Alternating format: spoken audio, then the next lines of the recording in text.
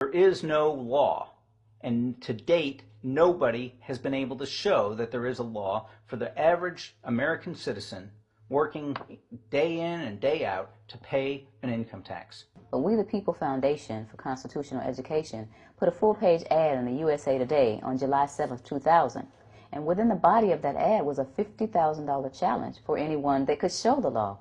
And to me, $50,000 is a lot of money. So I went after that and did the research based on the fact that I thought, let's put this baby to bed. I'm hearing all these rumors. I'm going to kill two birds with one stone. I'll answer these people's questions that are asking me, and then I'll win this $50,000. And, based on the research that I did throughout the year 2000 and that I'm still doing, I have not found that law. I've asked Congress, we've asked a lot of people in the IRS commissioners, helpers. They can't answer, because if they answer, the American people are going to know that this whole thing is a fraud. There is no law that requires the average American worker in the private sector to pay a direct, unapportioned tax on their labor and compensation for services. There is no law. I really expected that, of course there's a law that you can point to in the law book, the code, that requires you to file a tax return. Of course there is. Maybe I don't know what it is right then as he was speaking to me, but sure. So naively, I agreed to go off and research it and get back to him. 3.5 months later, I was at that point where I couldn't find the statute that clearly made a person liable, at least not me and most people I know, and I had no choice in my mind except to resign. I had to leave the IRS because I presented evidence that I had accumulated indicating that the agency was violating the law and violating people's rights. And I asked the agency for a response to my sincere concerns.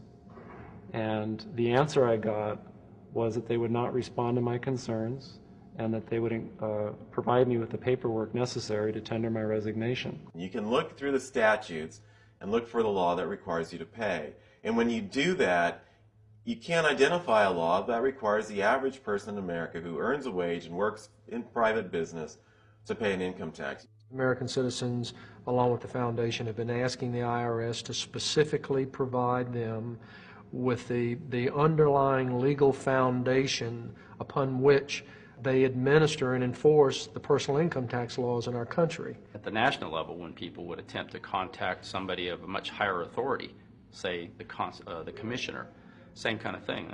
They would get answers that were in effect non-answers. You have to understand that an agency which will unlawfully impose a tax that doesn't exist is not going to care. If we, the people, don't know what our rights are, they're not going to tell us. If Americans just learned that the IRS was actually knowingly deceiving them, that would be enough for them to rise up and put a stop to it. 100% of what is collected is absorbed solely by interest on the federal debt.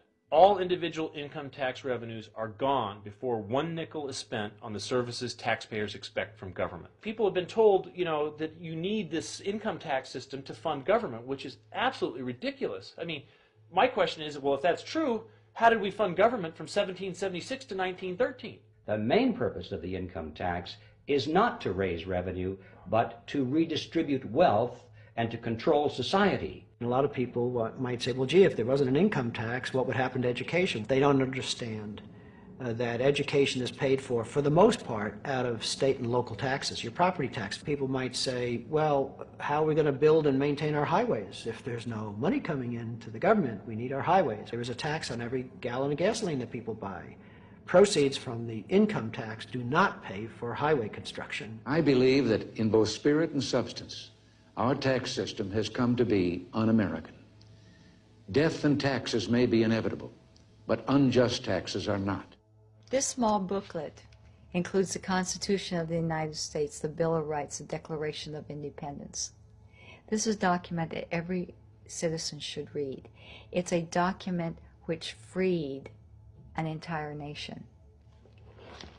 This is the Internal Revenue Code, and this document, and the unlawful application of this document by the Internal Revenue Service has enslaved the nation that this document attempted to free.